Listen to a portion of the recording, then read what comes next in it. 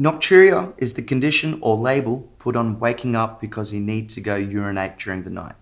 This can be extreme and diagnosable, or could be insignificant or different every night. If you're getting up more than once, this can impact the quality and depth of your sleep.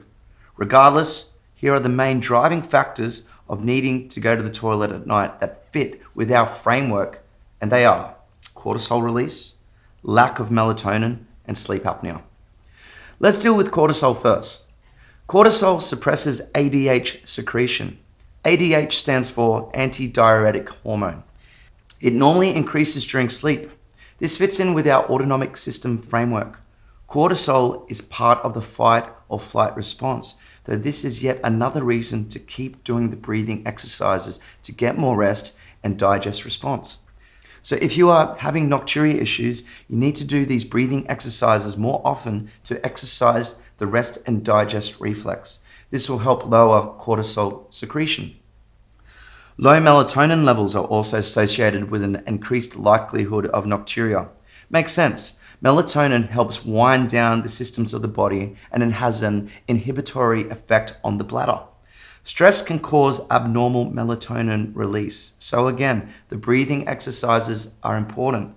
Go back to the autonomic nervous system component to review these exercises. Less processed foods and sugary foods and more natural foods will help synthesize melatonin. So go back to the hormones section. Sleep apnea or apnea moments can cause a process that tells the body to get rid of sodium and water.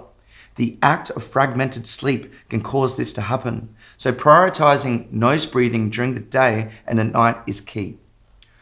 What I've just mentioned fits nicely into the principles of our driving mechanisms framework.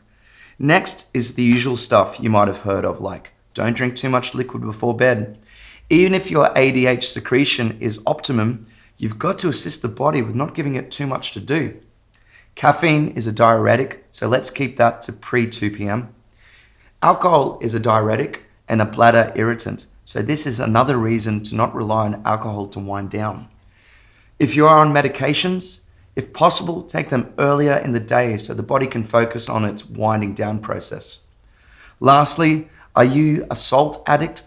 Studies show that salt reduction with those who are a bit too liberal with a salt shaker had improvements with nocturia.